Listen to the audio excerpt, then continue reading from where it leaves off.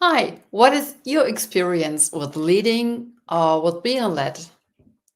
Some days ago, I'd been talking to a very dear colleague from Canada, and we were talking about the impact that leadership can have. And she mentioned that teachers are leaders as well. And I realized that I was a little bit astonished and I thought, okay. And then I gave it a second thought, and yes, that's true. And I was thinking about teachers that I had at school, and I really was thinking, whom did I accept the most? And I realized it weren't those teachers who said that they had a PhD and they had a lot of knowledge, and we could feel blessed that they really shared their knowledge with us. No, it were those teachers who knew a lot and who made me feel that, yes, they shared their knowledge with me, and it was to make me kind of better. It was really more a sharing. And those were really the teachers from which I learned the most. And I also thought what was my first experience with leading and with being led. And I went back many, many years. The first experience was when I was in a camp as a child.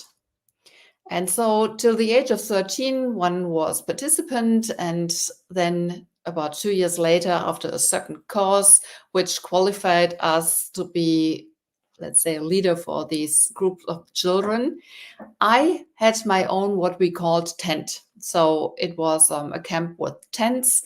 And yeah, every leader had his or her own tent, and there were about 8 to 10 children in the age between of 9 and 13. And yes, I, as a leader, I was responsible for them. And I also should make clear when there were things that I couldn't accept. What does this has to do with leadership today in companies? In my opinion, a lot. Because I also made the experience that when I was working as an employee in a company, I accepted those leaders of mine with whom I could talk on the same eye level. When I started working in companies, it was more that they were the boss and I had to obey. I had to do what they told me, and there was not much room for discussion and not much room for ideas because kind of the boss was always right. And if he wasn't right, okay, it didn't matter. He was the boss. So it was kind of a law that he was right. Maybe that's a little bit exaggerated. Um, Only today I've seen a very nice cartoon, and the exaggeration was that the chair in front of the desk of the boss, it was even smaller, so that the difference between the boss and the employee was even bigger. And that was also my experience when I was young. When I entered the office of my boss, it was a huge office with a huge desk, and it was a very elegant leather chair standing behind this desk. And in front, there was a chair that was simpler. So, what is really important as a leader? I already said it, it's to be on the same eye level. And the second thing is to make clear that as a leader, I'm responsible for my team. I'm responsible for the results of a team. And when I'm leading this team, it's important that I really know who has which strength where, so that I can really form a team that is successful and that fulfills the task that they should fulfill. And those tasks that might have been given to me from my boss or maybe from some other responsible people, or when I'm really the CEO of the company, then yeah, I'm the one who decides in which direction to go. There are some things where there is no discussion possible. So, for example, if it's about delegating, it's not possible that I delegate a task to an employee and this employee delegates the task to another employee without letting me know. The same is true for people who are late for in the morning. It's also very important to tell them that they should make sure that they are in the office or maybe in a shop when the shop opens the door. There is the possibility to talk about it when I ask, how can you make sure that you are in time? And at the same time, it's really important to feel my responsibility and to really make clear that there are some topics about which we can't discuss.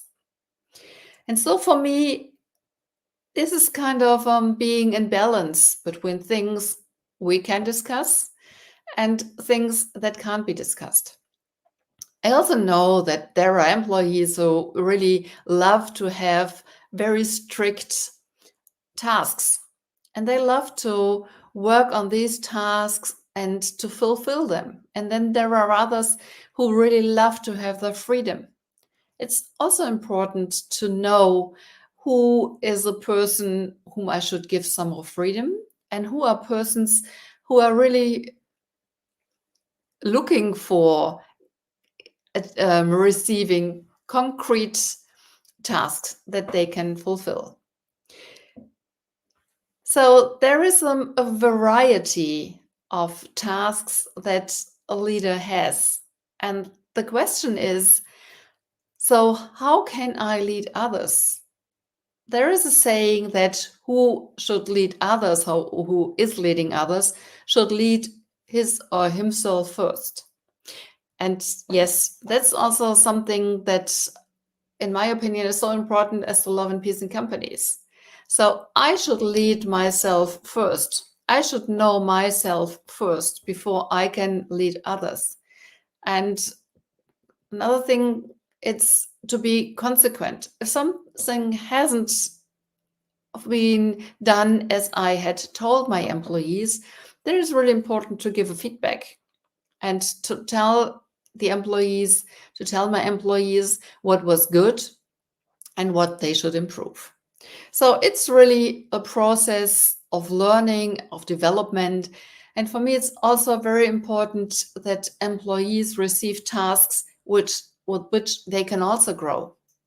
Only recently, I had a team coaching, and one of the team members, she said, "Oh, at this position where I am at present, I'm not very happy because of those tasks. They are so simple. I really would prefer to have another task which is more challenging." And so there are so many areas to which to pay attention while leading. I really would love to hear, to read from you, what are the topics that you find the most interesting? What are things that you find quite challenging? There are also some methods or some models with which, in my opinion, it's easy to explain what's important in leadership. So, for example, to be on eye level, that's one of the four things of Harris. So I'm okay, you're okay. And yes, we can also talk about leadership, of management by techniques, and of giving feedback. I can go into much more detail. So this stream today, it was really the first one to open up the topic of leadership. And now I would really appreciate to receive your comments and what you would like me to talk about. And if you don't want to that I'll mention your name, never mind, I won't mention your name.